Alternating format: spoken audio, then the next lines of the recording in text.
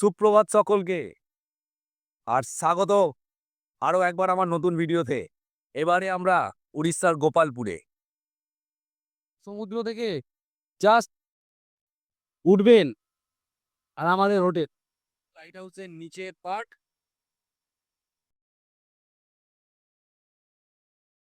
ওই হলো আমাদের হোটেল। ছেলে নয়, ছেলের মাও বসে পড়লো ওই কুকুরটার ওপরে। কুকুর বেচারা গেল। উড়িষ্যার এই সুন্দর বিচটায় আসার জন্য যাত্রা শুরু করেছিলাম হাওড়া স্টেশনে হুড়োহুড়ির সাথে। আমাদের কনফার্ম টিকিট ছিল খড়গপুর থেকে ব্রহ্মপুরের, তাই হাওড়া থেকে খড়গপুর যাওয়ার টিকিট করা ছিল পুরুলিয়া এক্সপ্রেসে। ফাইনাল টাইমে জানতে পারি পুরুলিয়া এক্সপ্রেস 2 ঘন্টা লেটে চলছে, তাই হুড়োহুড়ি করে উঠতে হলো খড়গপুর যাওয়ার অন্য এক ট্রেনে। সিট রিজার্ভ থাকলেও দাঁড়িয়ে দাঁড়িয়েই যেতে হলো। প্রায় সঠিক সময়তেই পৌঁছেছিলাম খড়গপুর, তাই আজকের ভিডিওটা দেখতে পাচ্ছেন। পরবর্তী ট্রেনটাও কিছুটা লেট, তাই খড়গপুর স্টেশনে জমে উঠল আমাদের সন্ধ্যার স্ন্যাক্স।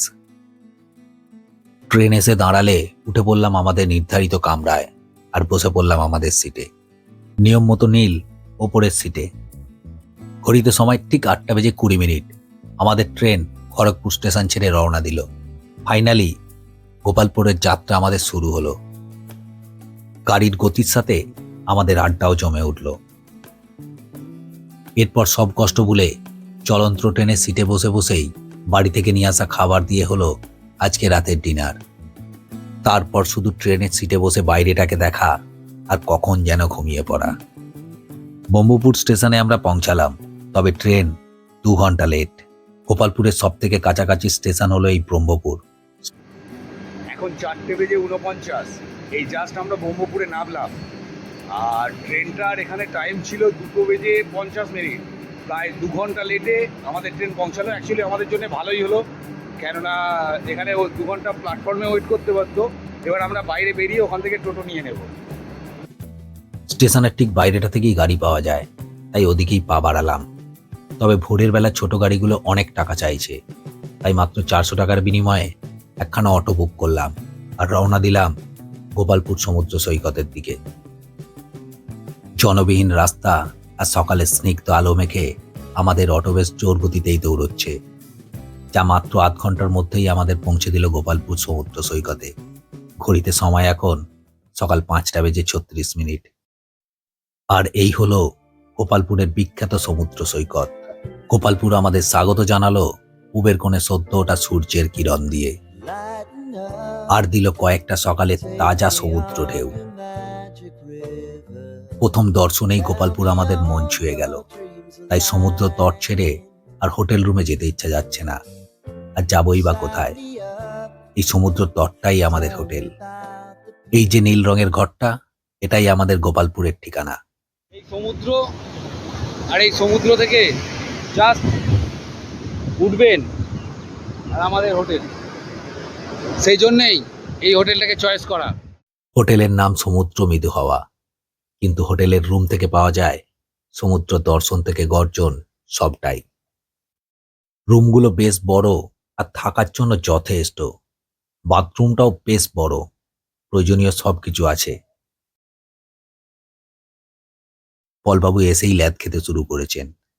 আসলে রুমগুলোই এরকম, কেননা রুমের জানলা থেকেই পাওয়া যায় সমুদ্রের হাওয়া, সমুদ্রের গর্জন আর সমুদ্র ঢেউয়ের দর্শন।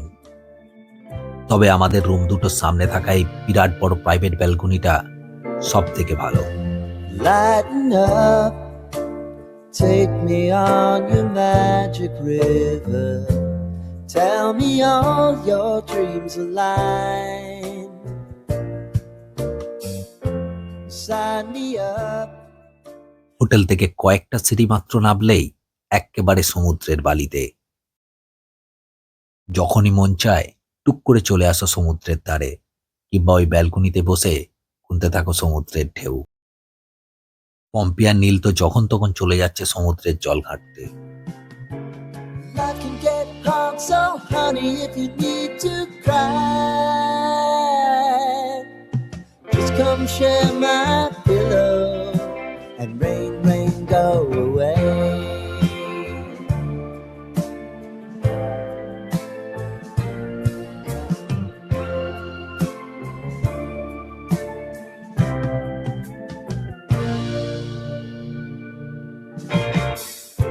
I wanna hear about everything. নীল আর নির্মল তো জল থেকে উঠতেই চাইছে না, আর পিয়ালির অবস্থা দেখুন। You know that I can take the truth. আসলে এখানে সমুদ্রের ঢেউগুলো বেশ বড়। পম্পি তো বেশিক্ষণ জলে থাকতেই চাইছে না, আর আমি রয়েছি আপনার মোবাইল স্ক্রিনের উল্টো দিকে। Oh, yeah. Baby, if you want us, you know time is on our side. If things are gonna haunt us, we'll just have to put aside. Now I'm right here if you just need to cry. Come, love, share my pillow, and rain, rain, go away. Pompi বালুচরে কি লিখলো একবার দেখুন। Been some time since you fixed me. I'll never forget your time. আমরা বেশ অনেকক্ষণ ছিলাম সমুদ্রের জলে, তারপর হোটেল রুমের ওই বারান্দায় বসে দুপুরের লাঞ্চ। ভাত, মাছ, ডাল, শসা, পেঁয়াজ, লঙ্কা, আলু আর পটল। ওই যে দেখতে পাওয়া যায় লাইট হাউস, অল্প একটু রেস্ট নিয়ে ওই লাইট হাউসটায় চড়ার প্ল্যান আছে আমাদের। এখানে একটা লাইট হাউস আছে, 10 টাকা করে টিকিট ওপরে ওঠার জন্য। দেখা যাক আমরা উঠতে পারি কি না। পম্পি, পিয়ালি বৌদি, আমি আর নীল, আমরা 4 জন যাচ্ছি। আর ওই 100 কটা বললে 165টা 165খানা সিঁড়ির নাম শুনে নির্মল বাবুর পটি পেয়ে গেছে, সে সোজা এখান থেকে হোটেলের ঘরে। তো আমরা দেখি পারি কি না, যদি না পারি ফিরে আসবো, চেষ্টা তো করবো। করবো লড়বো জিতবো রে। পম্পি বলছে করবো লড়বো জিতবো, ও উঠবেই উঠবে। না হলে একটু হ্যাঁ হ্যাঁ করে তোর তো নেবো, 2 কেজি জল ওজন খেয়ে কমে যাবে। নেবো। হ্যাঁ দেখা যাক, তোমার পকেটটা একটু খালি হবে, তুমি চাপ নিও না, কারণ আমাদের পেট খালি আর হয়ে যাবে। আমাদের সবার আগে নীল। ওর এক্সাইটমেন্ট বেশি। এই এখান দিয়ে তো সিঁড়ি আছে, হ্যাঁ সিঁড়ি দিয়ে উঠবো, এই হচ্ছে গেট। চলো ঘুরতে থাকো।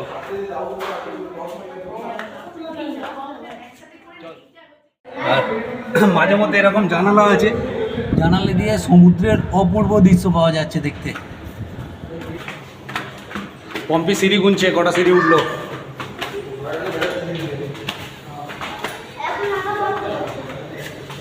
কটা হলো? 119টা 149টা সিঁড়ির পর বাকিটা এই লোহা সিঁড়ি দিয়ে উঠতে হবে। বাবা এখানে উঠবো কি করে? ওই দিকটা সবাই যখন উঠতে পারছে আশা করি আমরাও পারবো। অবশ্যই। না না আমি ওঠ, আমরা কেউ হেল্প করবো না, তুমি পারবে। চলো ওঠো। ও চলো ওঠো, ওঠো হ্যাঁ ওঠো। ওঠো, পারবে। এতটা তুমি উঠতে পেরেছো, এটাও পারবে। হ্যাঁ ওঠো। চলো ওপরেরটা ধরো আমার এবার। সবাই আছি, কোনো ভয় নেই, একটুখানি হ্যাঁ। সিঁড়ি। চলো কামান ওঠো। হাওয়া দিচ্ছে। নীল ধীরে ধীরে উঠছে নিজের ভয়কে জয় করে। ওঠো, টার্গেট ওঠো। বাদে। হ্যাঁ এর ওপরেরটা ধরো। হ্যাঁ ঠিক আছে, চলো ওঠো। একটু হেল্প করো। ওঠো, আছে মা পিছনে আছে, তুমি চেষ্টা করো, পারবে। তুই জামাটা গুটিয়ে নে, জামা কিন্তু জড়াচ্ছে, তুই জামা খুলে নে। অবশেষে আসা গেল, অবশেষে আমরা লাইট হাউসের ওপরে। এই তো না না আরো দুটো আছে, দে তোমাকে দিয়েছি। কাঁচের ঘরটার ভিতরে পর্দা দিয়ে ঢাকা একখানা বিরাট বড় লাইট আছে, ওই লাইটটাই চারিদিকে ঘোরে। সমুদ্রে থাকা নৌকা বা জাহাজের দিক নির্ণয় ব্যবহার হয় এই লাইট হাউস, আর আমরা ব্যবহার করছি প্রকৃতির অপরূপ সৌন্দর্য দেখতে। গোপালপুর আসলে অবশ্যই একবার কষ্ট করে এই লাইট হাউসে উঠবেন। গোপালপুর শহরের এক অপূর্ব সুন্দর দৃশ্য দেখতে পাওয়া যায়। একথা অস্বীকার করব না, লাইট হাউসের ওপর থেকে নিচের দিকে দেখলে ভয় অবশ্যই লাগছে, তবে ভালোও লাগছে। এ এক অন্যরকম অনুভূতি। নিচের দিকে গাছপালায় ভরা একটা পার্কের মতো আছে দেখছি। লাইট হাউস থেকে নেবে একবার দেখে আসবো ওখানে কি আছে।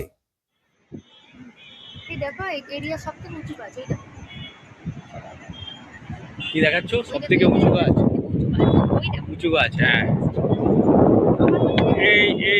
এই আগুনের সামনে যেটা রয়েছে ওটা খুঁজে বের করেছে, ওটা হলো এই পুরো এরিয়াটা সব থেকে উঁচু গাছ, সত্যি সব থেকে উঁচু গাছ। ওই গাছটার মতো গাছ আর নেই।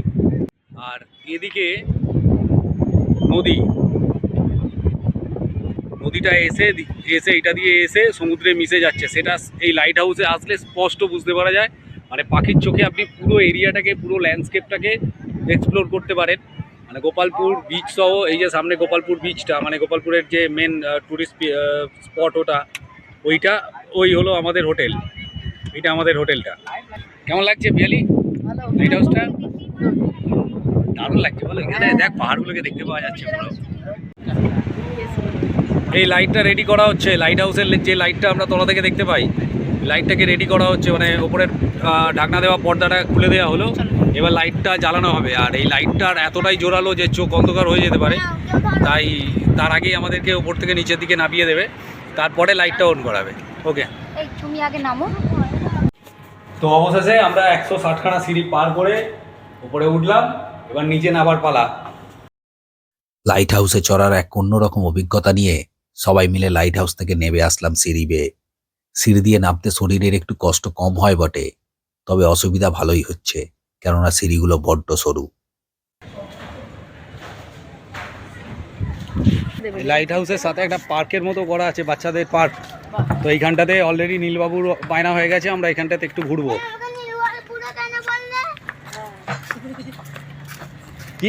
কি বললাম? না, তোকে লিলু আর বুড়ো বলিনি বাবা, তোকে বলেছি নীলবাবু।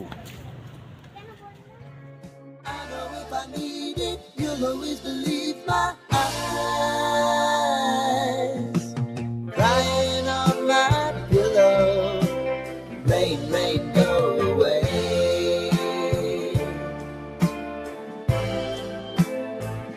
Rain, rain, go away.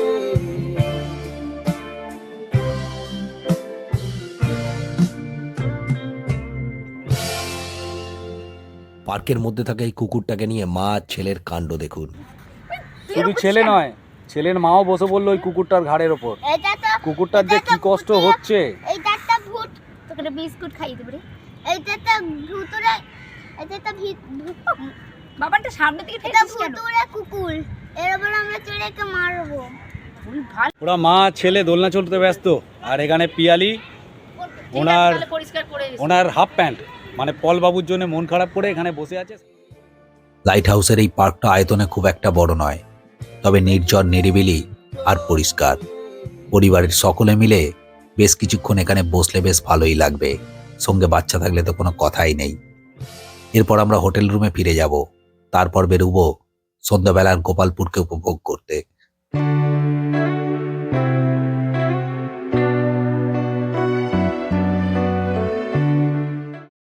এটা গোপালপুরের বিশেষ এক ধরনের চাট, তবে দইটা কেমন পম্পির থেকে জেনে নিন।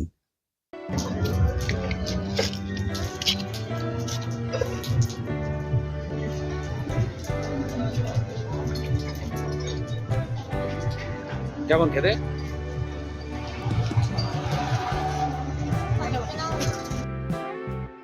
পম্পি যেখানে আছে ফুচকা তো থাকবেই, এবারে আবার পিয়ালিও সাথ দিল।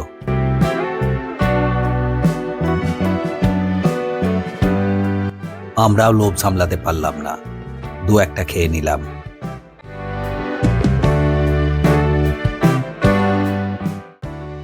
নির্মলও খেলো দু একটা, তবে নীল দই খেতেই ব্যস্ত।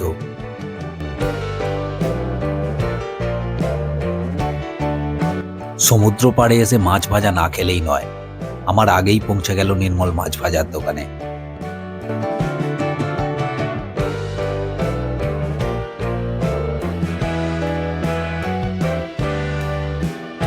পাপড়ি চাটও বাদ গেল না।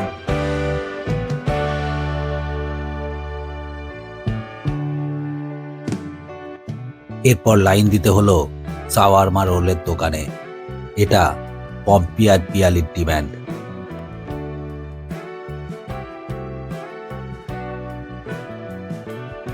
গরম মোমোটাই বা বাদ যায় কেন?